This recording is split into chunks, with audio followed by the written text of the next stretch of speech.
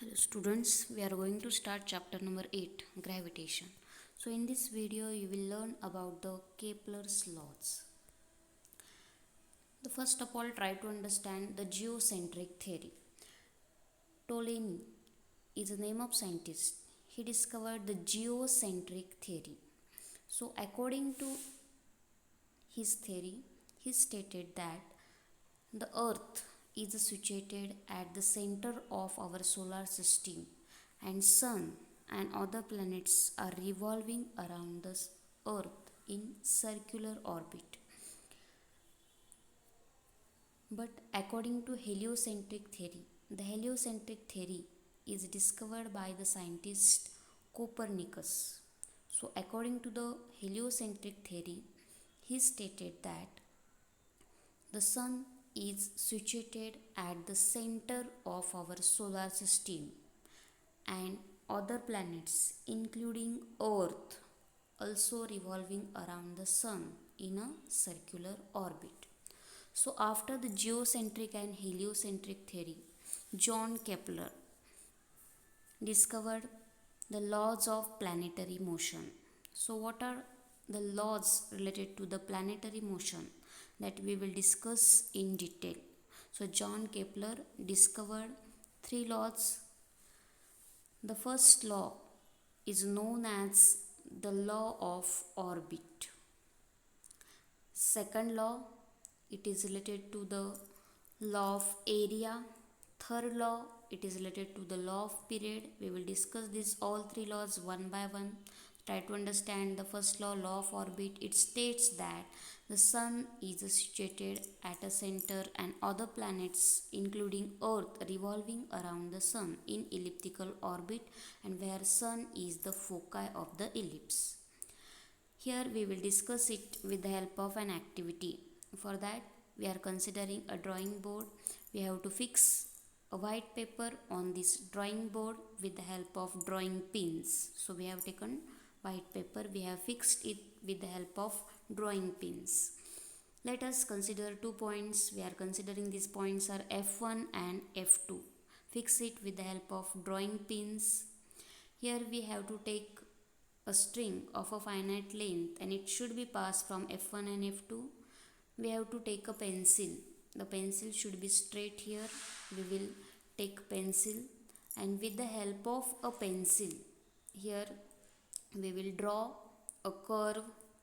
So try to observe it. We have taken a pencil and with the help of pencil we will draw the curve like that.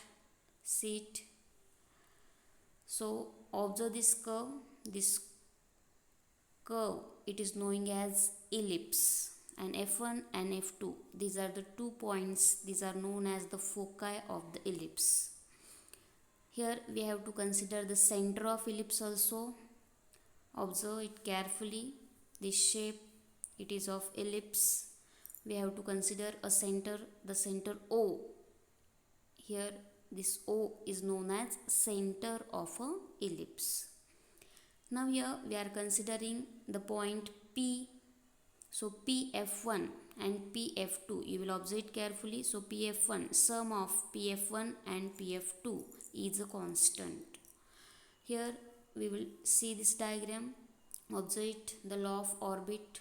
Here the distance PF1 plus PF2, it is a constant, and the sun is known as the center of the ellipse. It is the foci of the ellipse.